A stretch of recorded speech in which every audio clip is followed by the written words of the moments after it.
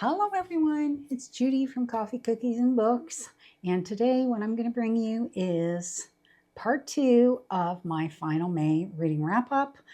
You're really not going to want to miss this one.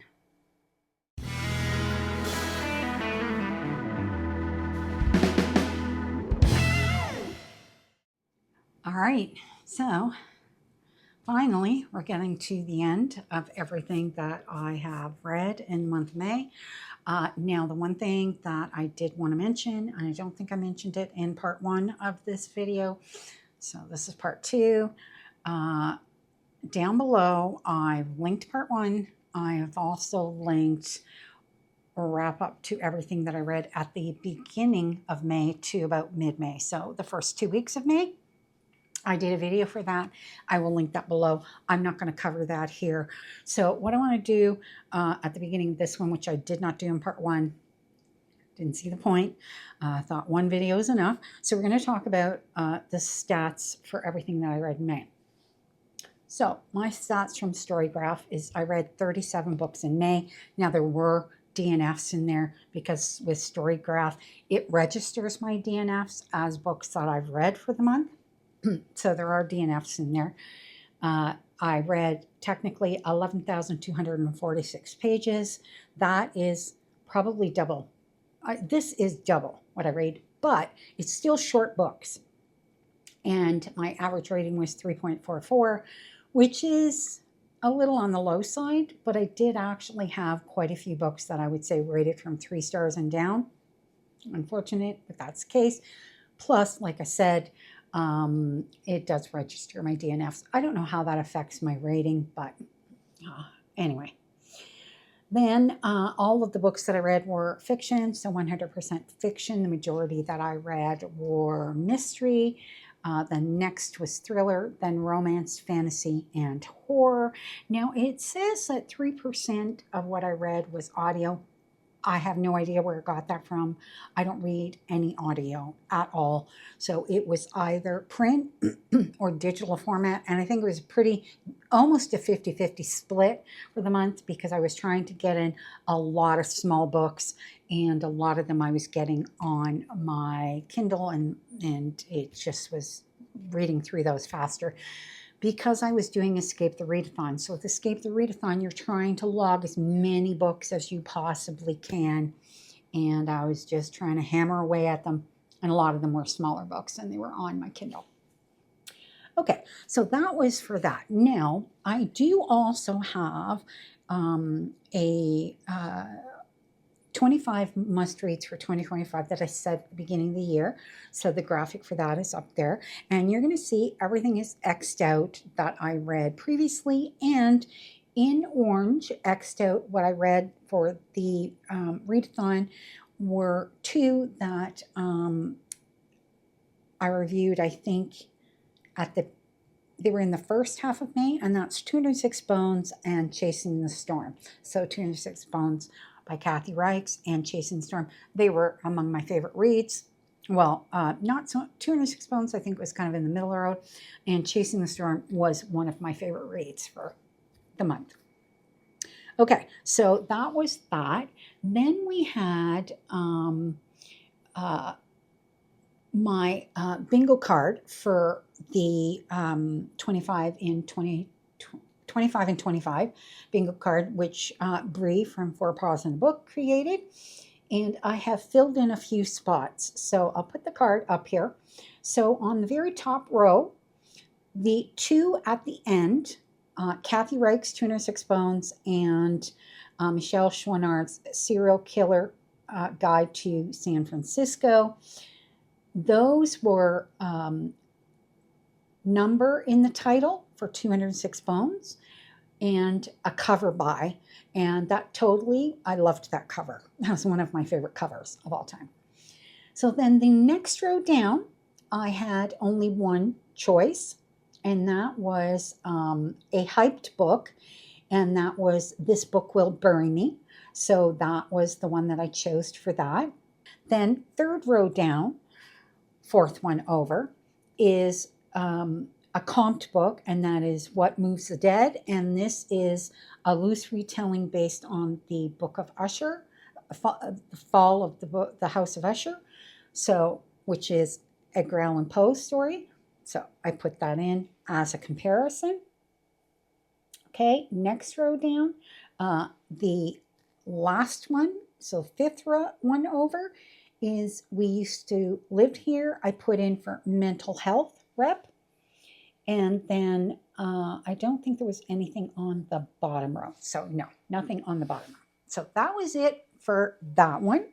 Then we have the 2 buzzword reading challenges, and I only had one book that I had to read. For the buzzword reading challenge, I did not have to read anything for that one because I had already read the book that was for May previously. And then on the buzzword cover challenge, which I have put up here, I had to read Bright Young Women, and I did read that, and I reviewed that in my review for the first half of May. So that one is done as well. And then the last one I wanted to put up is, these are the 25 books that I picked for the Escape the Readathon. And as you can see, I only had 3 that I didn't read. I am super stoked that there are only 3 that I didn't read. And yeah, I just had a great reading month all around. And even though, not all of them were 5-star favorite reads, they were still fantastic. So super, super happy with that. Now what we're going to do is we're going to get on to the reviews. Okay, so the first review that I'm going to do, which is, this is a little weird.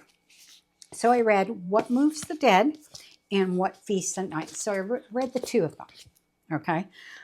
This one was better than this one. I still enjoyed both. This one I enjoyed much more. This I DNF'd at the beginning of May. I had no intention of reading it. But then I thought, well, you know what? I needed smaller book reads, and I don't have a ton of smaller books in print. Most of them are ebook. So I was like, okay, let me go back and give this one a try. And I think it took me about maybe 20%. It's only 150 pages. Both of them are short. It took me about 25% into this book, and I realized I was enjoying it. So this is about a lieutenant, Alex Easton, and he's been invited, Alex Easton is actually a female, but she is a lieutenant, and she pretty much carries herself as a man. So I'll call him.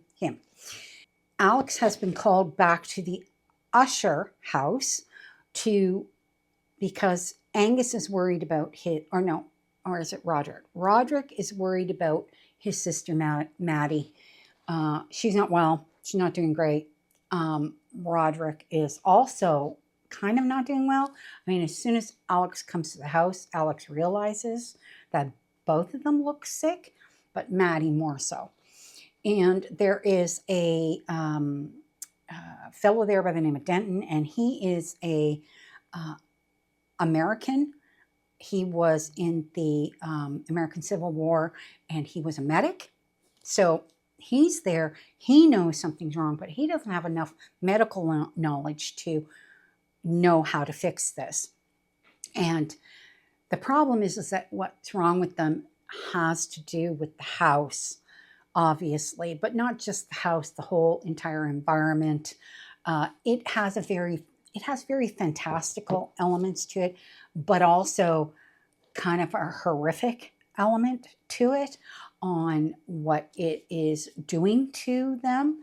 And I say it because I don't want to give too much away, but it does have to do with the soil around the house, the water around the house. I mean, everything is related to the house, and how Easton and Denton and Angus, who is Easton's sort of sidekick friend, he basically follows him everywhere he goes, used to work with Easton's father, and so he's there as well. And then there is an older woman who is there, who actually knows quite a bit about soil and things of that nature. And she does help them a fair bit too. So she's also part of it. And I thoroughly enjoyed it. I was kind of a bit surprised because obviously, I had started out DNFing it, and by the time I got to the end of it, I quite liked it. So that was this one. And then this one is after all of the events that transpired in the first book, they decide that they're going to head back to Alex's home, where he used to live in Galatia, I think is how it's pronounced. And they head back there, and it soon becomes obvious that something is wrong. The person that he had left in charge of the house is not there when he arrives, which is odd because he expected him to be there. Finds out that he's passed away under suspicious circumstances, and then the suspicious circumstances start to affect Alex and also the woman's son who came to help at the house because they needed somebody. So it is it's kind of built a bit on folklore, is like, and a little bit of a ghost part of it. So I found that interesting. I just didn't find the story quite as gripping as the first book. The first book's story was really interesting. What I did like is the fact that it's the same group of people, but it's a different mystery. So you have it's like a series. It's like a mystery series, mystery, fantasy, paranormal series. From one book to the other, they're completely different. So it gets solved in this book.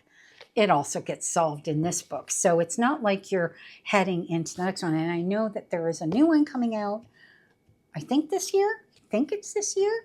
Is the third one in it's the Sworn Soldier series. So I probably will get it because now that I've read these two, now I want to read the third one, and I want to see what Kingfisher is going to do with the third one. I mean, it's kind of fun if it's just a bunch of short series and they're all based on, certain paranormal, fantastical stories, then I'll follow it. And the other thing that kind of surprises me a little bit is it has a very historical element to it because, it does talk about the Civil War and it does talk about the war in England and everything. And we're talking like, it's,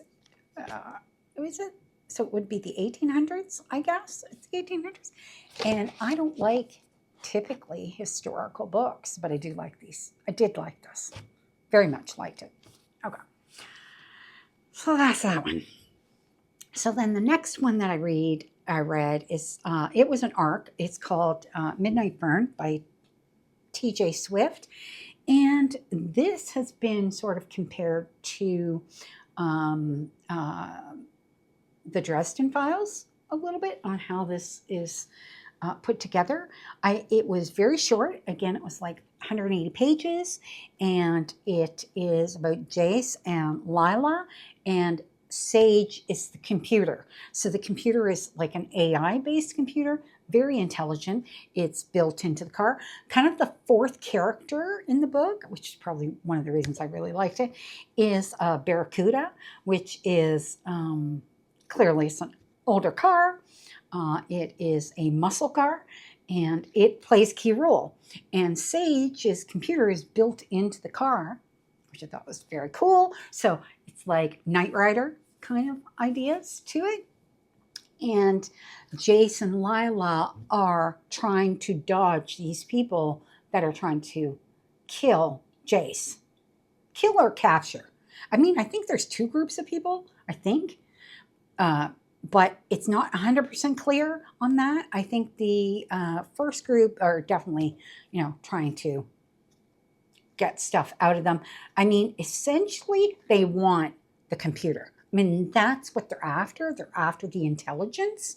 And it was also Jace's mother's thing. So his mom kind of left it behind and he built on it and created it from there. So it was super interesting, very short and sweet and fast. And I gave it a good rating because I really enjoyed it. I probably enjoyed it because it's super fast. Now, it did have spice in it. How Jason and Lana met was they hooked up.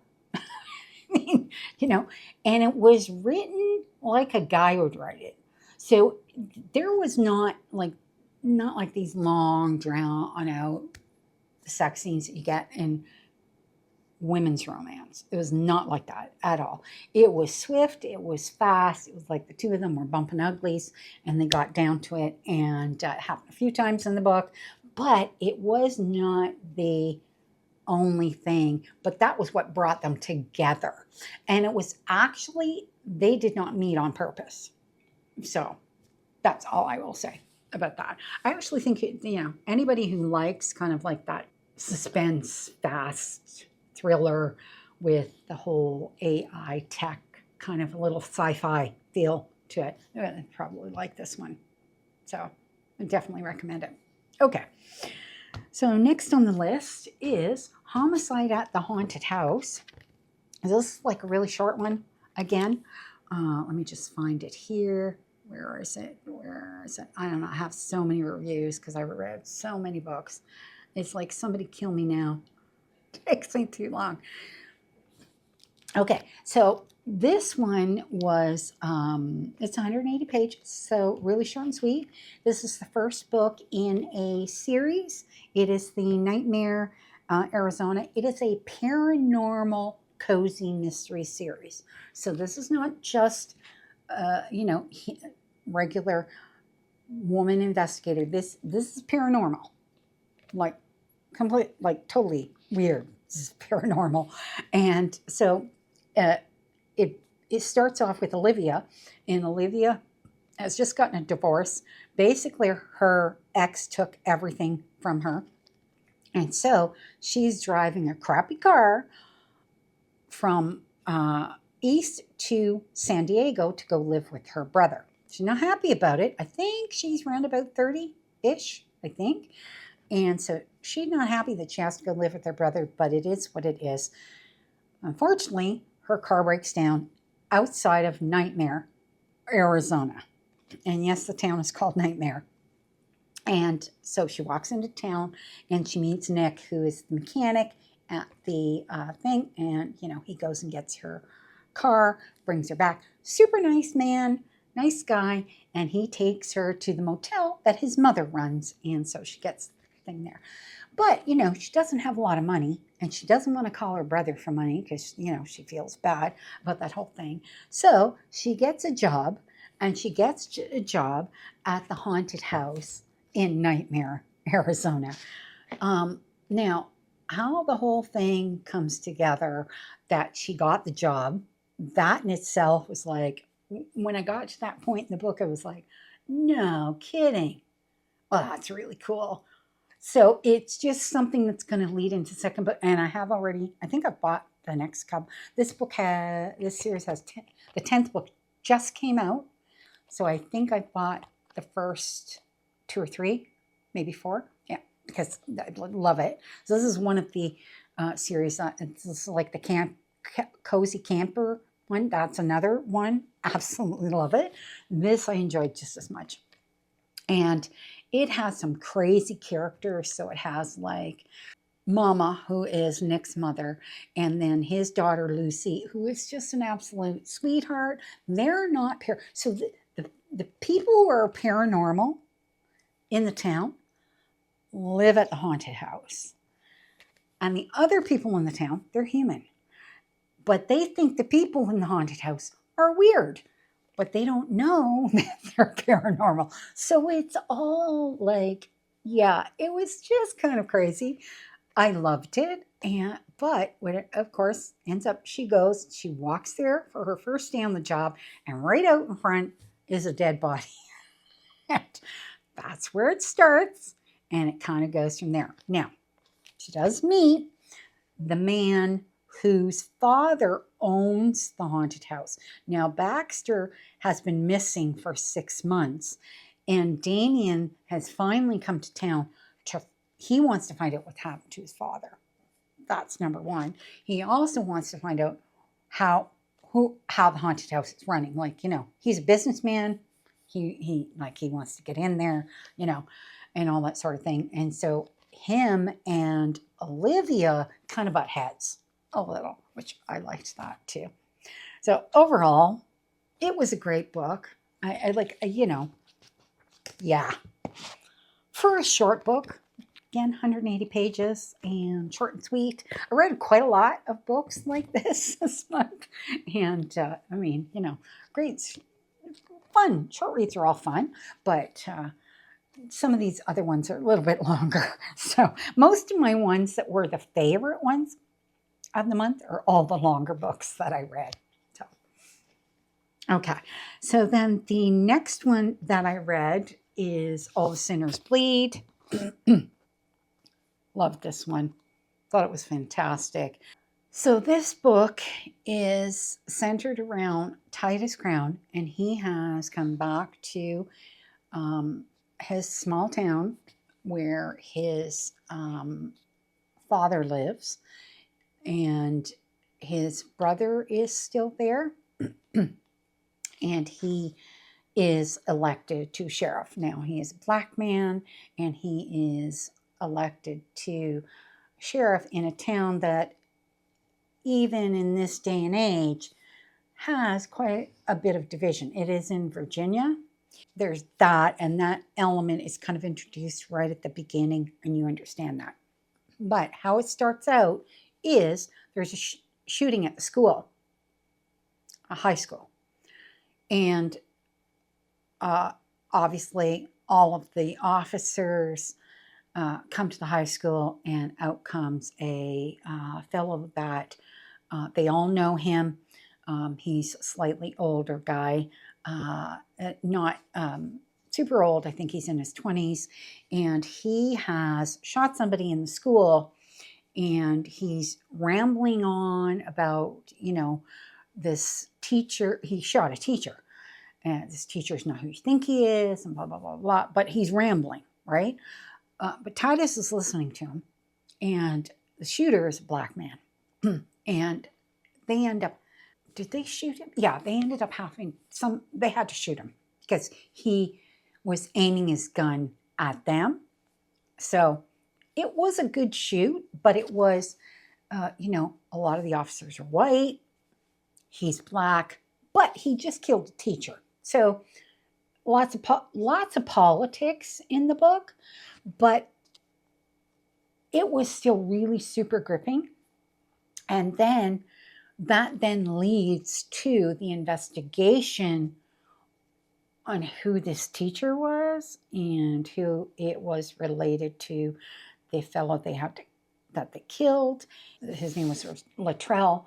And the thing is that Titus knew Luttrell's parents, so it was very difficult that way. And he had a younger brother, so there was it was pretty emotional. But he killed a teacher. But then we come to find out teacher's a little bit questionable, obviously. And then that leads to them finding a bunch of buried, dead black kids. 7 of them, I think, they found. And then there's a hunt for, obviously, who killed them, because the teacher was not the only one involved in what happened with these kids. The story was something else. It really, really was. I loved it so much. I've never read anything by S.A.Cosby. This is the first thing I read by S.A.Cosby. It was quite emotional. About the only thing that I would say is a negative on the book was that the 2 relationships that were built in for Titus, which was his ex-girlfriend and his current girlfriend in the book, those almost didn't need to be there at all. They didn't really lend anything to the story. The ex-girlfriend lent a little more because it provided a little bit more history into Titus, who was an ex-FBI agent. So it provided her coming to the town and all that stuff sort of rounded out that. What the girlfriend he had in the book, he didn't need that girlfriend. So that was kind of like the only part, and how that all ended with her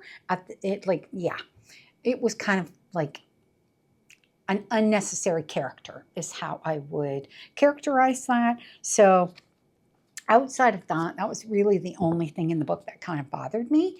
And everything else in the book was fantastic. Loved it. And I have ordered his new book, which I think is King of Ashes. I ordered it from Book Outlet. So I'm super excited and stoked to get that. Can't wait to get that book. Yeah. So good. Oh my God. Okay. The next one was the last ebook that we're going to review, and that was All Systems Red, the MurderBot Diaries. And I thoroughly enjoyed it. It's a sci-fi. I just reviewed it. I thought that writing, that was what it was. I put down here that I thought that writing from MurderBot's POV was genius, and it read like a disjointed feeling of a machine, but at times you could see how it was evolving. So like it was taking steps to become more of a person. Its conversational style changed from beginning to end in the book. Even its inner monologue changed from beginning to end in the book. And yeah, it was short. It was 156 pages. I think I read it in one sitting. It was like super, super fast. I didn't like the ending. And there were a couple of things at the ending that bothered me a bit, but not enough that I wouldn't read the next one. So that was it for that one. Okay, next up. So I lied about All Stations Red being the last ebook. I do have one more, and we'll get to it right after this one. So Ghost Station by S.A. Barnes. I liked this book. I loved the story of it. The main character, Ophelia, really came off as you could sympathize with her. She had unusual family relationships. She had unusual friend relationships. Her relationship with her sister was weird, with her mother, like all that stuff. And that all kind of they were all threads that came out through the book. There were actions that happened within the book that her father did that she had to basically, it was like a ghost that followed her throughout the story. And that was really good. It was a slow burn sci-fi horror story. And when I say slow, super slow. So I'd say the first 50% of the book was building up. And then, bam, the last half of the book happened. And the last half of the book was like super good. Because that was when all the action was happening. First half of the book, it was a bit of a painful process getting you there. But it did establish, so she took on position with a crew on, I think they were like a salvage crew is what you call them. And they would go to these certain planets and they would salvage product and they would bring it back and sell it and that kind of thing. And so she went along on this particular crew that was going to this one location, which was questionable as to why they were allowed to be there. It was a bit bizarre. And it did have a tiny bit of politics. I shouldn't say a tiny bit, actually a fair bit of politics, along with why the things were happening the way that they happened. So, but the thing is that she went on a ship where they had just recently lost a person who had died, and they didn't trust her. That distrust flowed through the entire book, okay?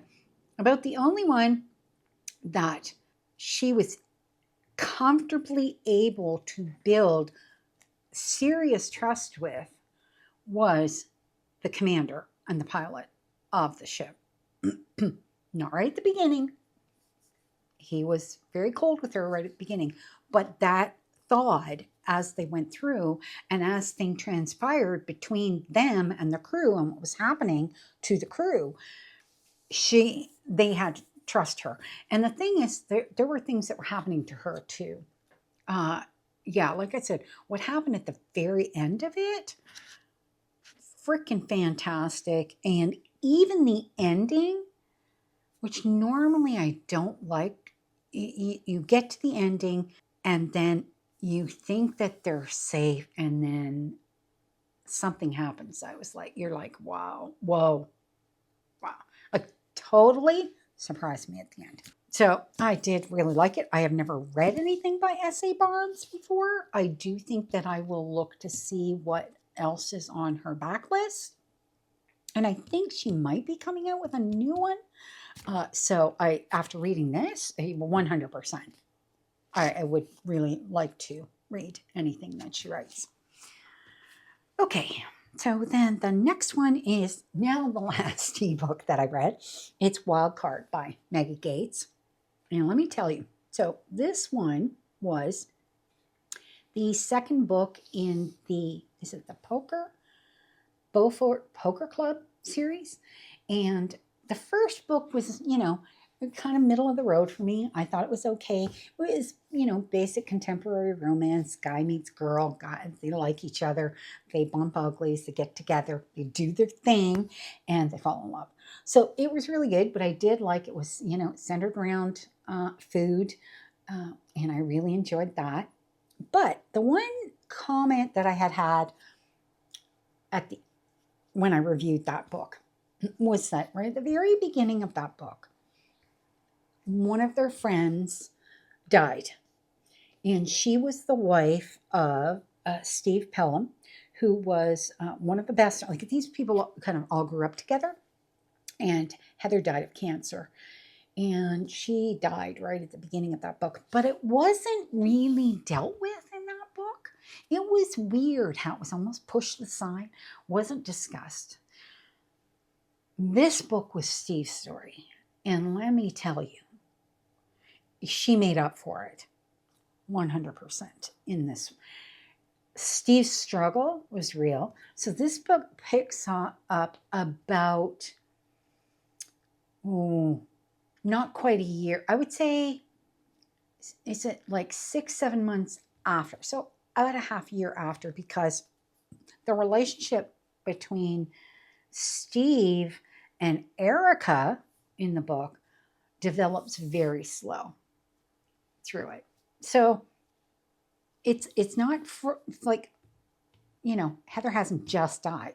It's been a while, but he's struggling. So what happens right at the beginning of the story is there is a bad car accident, and Steve is one of the responders. Steve and his partner Chase, who is also part of the Friends group, they respond to the accident. And there are 2 people in the car. It's a hit and run. And there is Erica and her fiance, Dominic. And Dominic does not make it, and Erica is injured. So she is taken to the hospital, and the 2 of them had just moved to town, and he was just getting ready to start a new job. She didn't have a job yet. They didn't have anywhere to live. I think they were staying at a hotel at the time. It was a pretty sad situation for her. So what you've got is you have 2 people dealing with death. It was interesting how they both kind of dealt with that whole aspect of it. And there was a instance where she was talking about Dominic. Now, I think they had been together 5 years.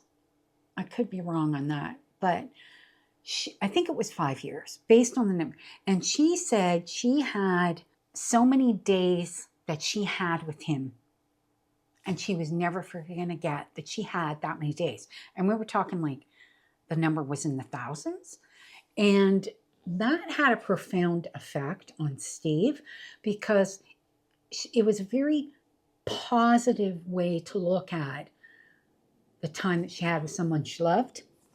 And so I think that, when it came right down to the whole thing, that eventually he came to terms with that kind of idea, with the idea that you never leave them behind.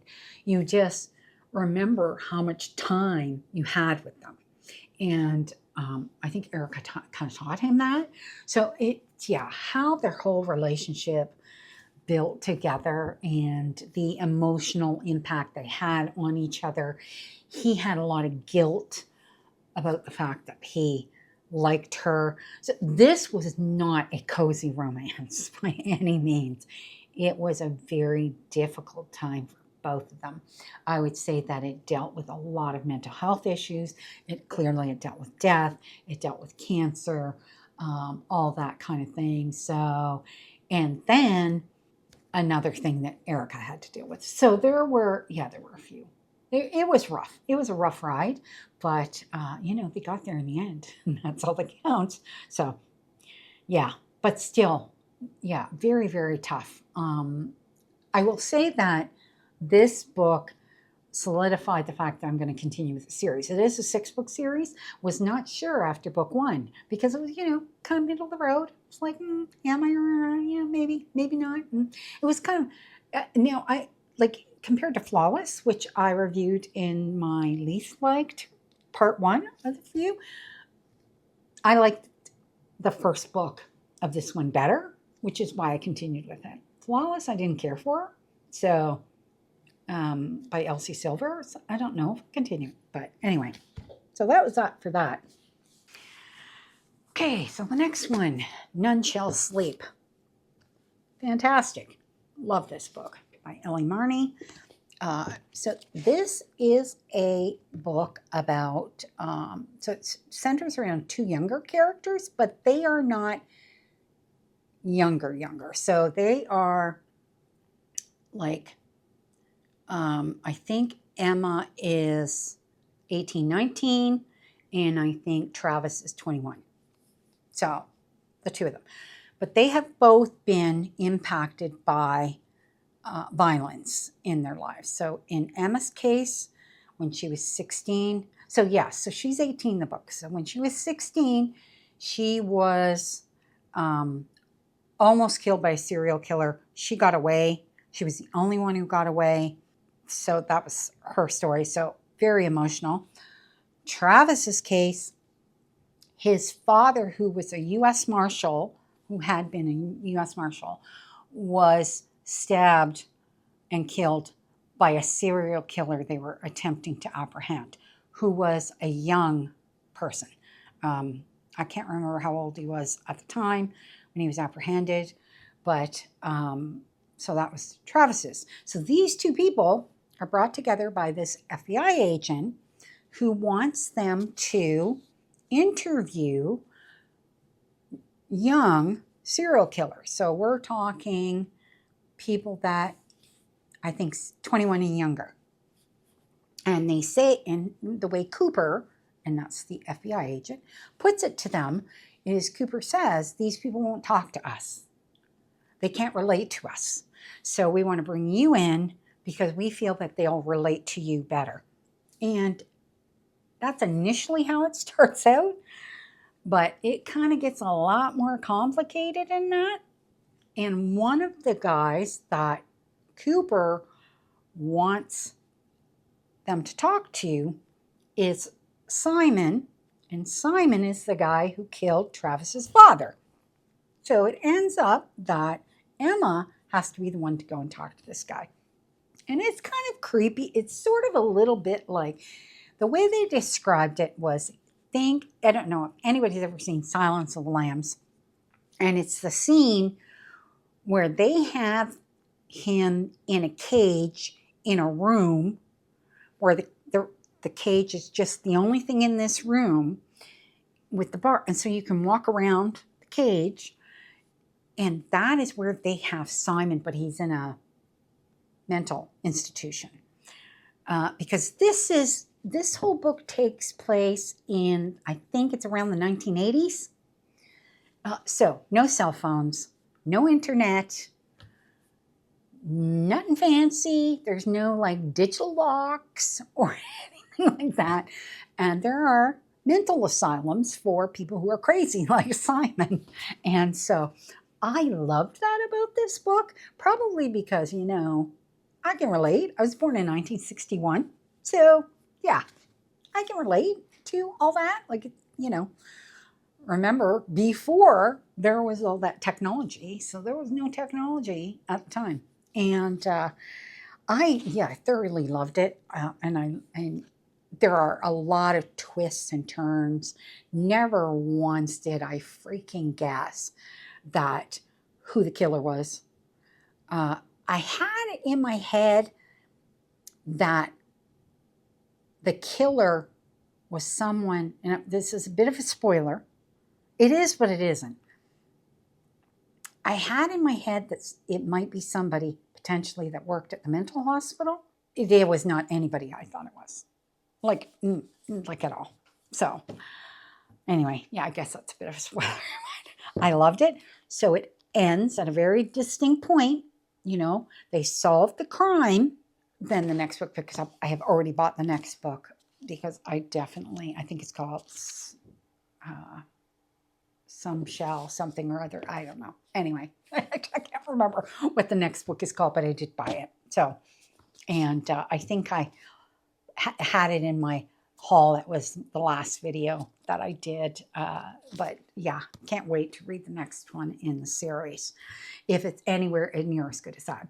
Now, basically, these next two, oh, no, I got one more. Sorry. This one was almost tops. Home Before Dark by Riley Sager. This one is, you know, I guess this is another example of one that had the timeline before and after, but it completely made sense. You know, like, because I've read quite a few that were like that. And like We Used to Live Here had a bit of jumping back and forth. And what was the other one that I reviewed? Soulmate. That was the other one that jumped back and forth. But in here, I was never lost with the whole jumping back and forth. It all made sense, and it all progressed the story naturally, and I loved that. So this is the main character that you're reading about is Maggie, and Maggie is the one main character, and then I would say that the other main character is her father's story. The book he wrote about the 20 days that they spent in that house and why they left. So that's kind of like one character, and then the other character is Maggie. And they're both working through. And what happens is her father dies. It's right at the beginning of the book. He passes away, and he leaves the house to her. But they always said him and her mother, who they had divorced and her mom was married to someone else, had always said they didn't want her to go back there. So that was the only part of the book that I was like, well, why would he leave her the house? Like, why wouldn't he leave the house to her mom? But I think he thought that she would not go back. At least that's what I kind of thought, that she wouldn't go back. But she did. She was determined to find out if what her father wrote was the truth or not. Let me tell you, you know the old saying where there's lies and then there's the truth, and what really happened is somewhere in the middle? That would be what happened with this book. I loved it.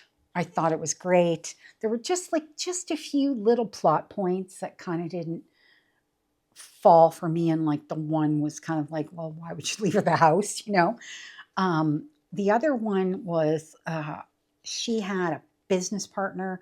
So what Maggie did was she was a designer, and she had her best friend, and the two of them together flipped houses.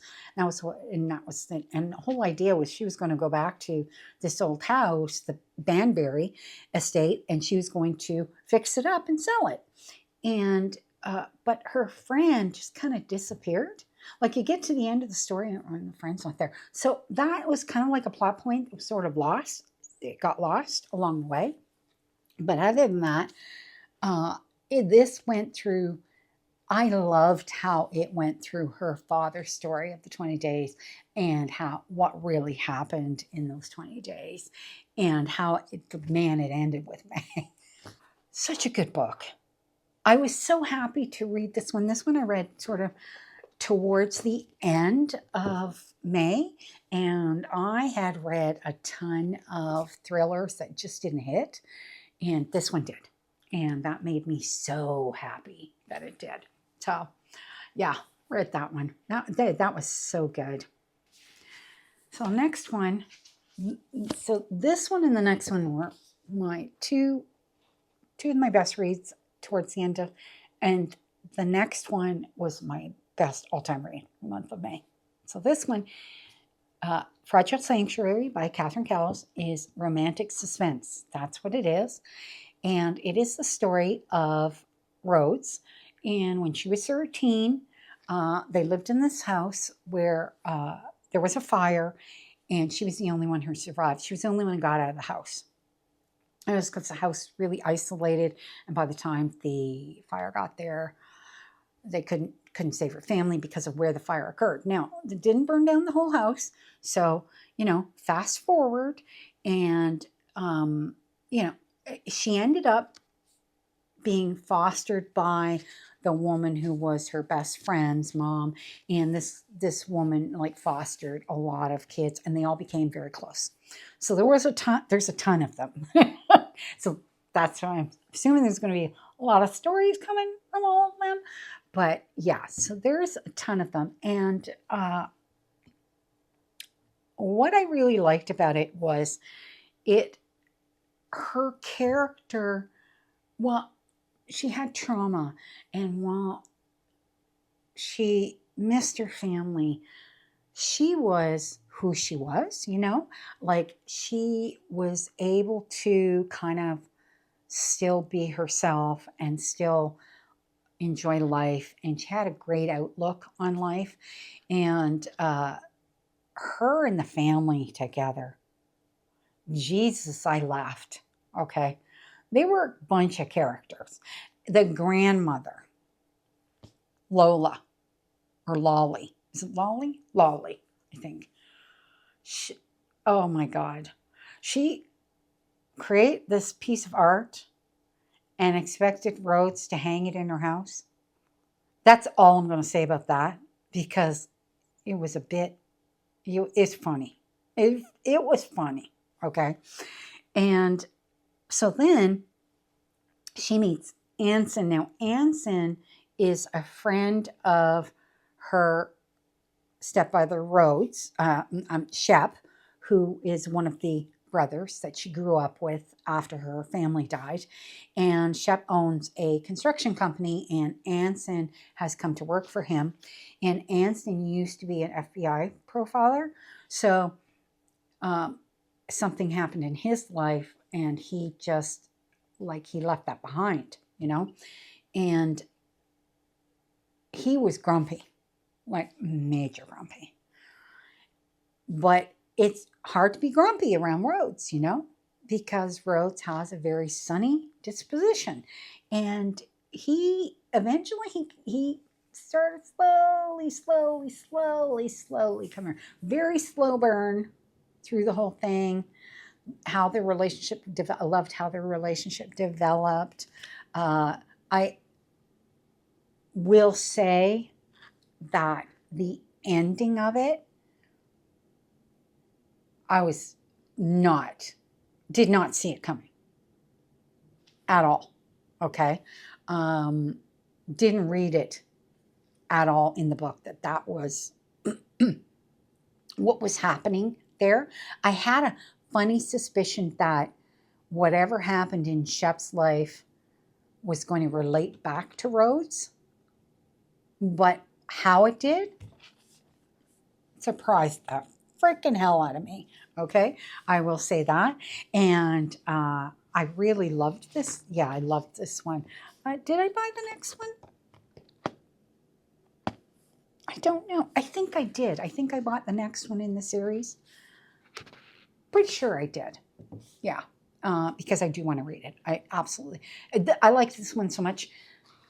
You know, I finished off the entire backlist, read down to 0 on Brittany Sahin's books, and now I have to wait until fall. I think it's in the fall when her next new series comes out, and I'm like, I need another romantic suspense author. So this one came along just right at the right time. This was so good. Love this so much. All right. Last but not least, save the best for last. Tainted Cup by Robert Jackson Bennett. Love this book so much. I wasn't sure when I started it. I was kind of like, what's going on here? But it developed super quickly how different it was, and it was truly unique. Now, there were, it was a little bit of stuff at the beginning where it was a tiny bit lost, but there is a map right at the beginning of the book. So it shows the areas that are being talked about in the book, because that's super important in the book. And then it also breaks down the levels of, where you are in society. Okay, because in this particular society, a lot of people receive enhancements, and so they tend to have special powers and all that sort of thing, and then they work their way up, and then there's particular levels. So the one here was the young investigator, which is Den, and he is, let me just hold on. He is a Signum, is what he is designated at. And he is Anna's young apprentice, investigating apprentice. And then Anna is a commander. So she is like kind of, pretty high up, but not like Commander Perfecto, which is very, very high. So the Commander Perfecto would like lead an area, and there was a character of that nature in the book. So the book starts out with a mystery right from the beginning. So what you have is you have a high level military commander who is murdered, and how he's murdered is freaky. So Dan is the one who goes in to look at these areas, and he has an ability to basically recall details. And this is one of the enhancements that he has received. And he goes in and to investigate, and it's in a very wealthy home where this military commander has died. Basically what happened is a tree erupted out of him. Yeah, it's just how it was described, super creepy. So he goes, he checks out the whole area, and then Anna doesn't like being in crowds of people. I think she has a problem with a sensory perception, because when she goes out in the light, she has to wear a blindfold. So she is very sensitive. She's sensitive to noise. She's sensitive to light, all that sort of thing. So that's why Din goes to all these places for her. And then he reports everything back, and then she pieces it all together and manages to and interviews people. And let me tell you, it was the most unique story I think I have ever read. Outside of your sci-fis, like your Dunes and things like that. This was super cool. I loved the character of Anna and Din. Their relationship developed beautifully through the book. What also was really crazy was like they were going to be attacked by this beast that was like Godzilla. That is the best description I can give you for it. But it comes out of the water. So it comes out of the water. Well, I guess Godzilla kind of come out of the water, right? New York comes out of the water, comes up on land, and attacks people, and they have to try to kill it. And this happens. There's seasons that this happens.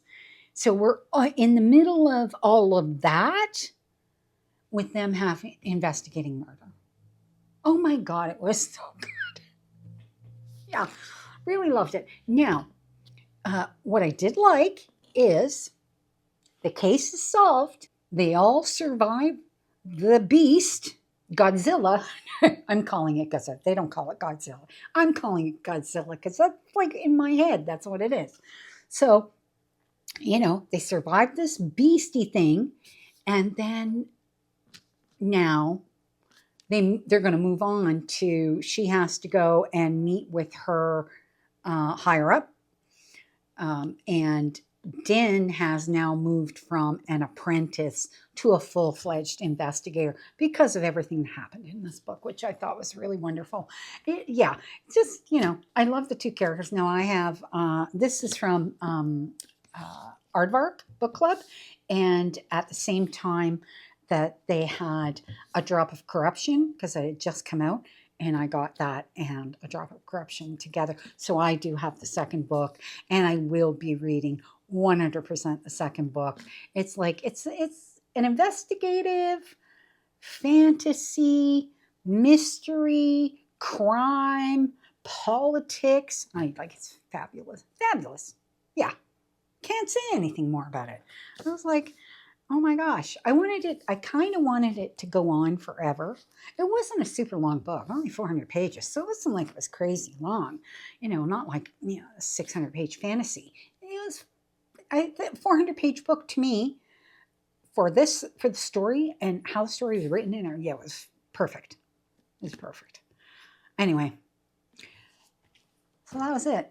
That was my last read for May. So I had a heck of a reading month in May for Escape the Readathon. Now I'm going into the amazing readathon in June. However, I do not expect to read as many books. I expect that maybe I will read 15. 10 are must-reads to make each leg.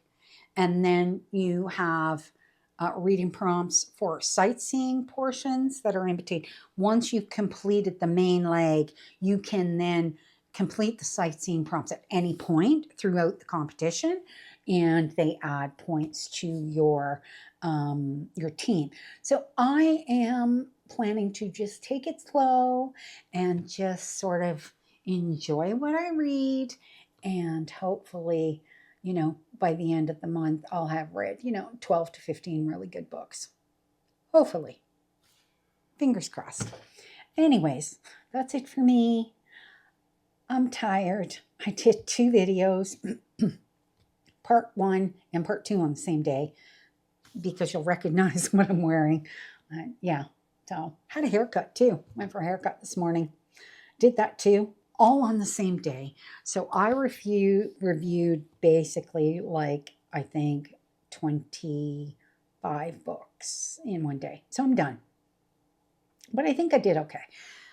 Thanks for sticking around and listening, and I will see you with the next video.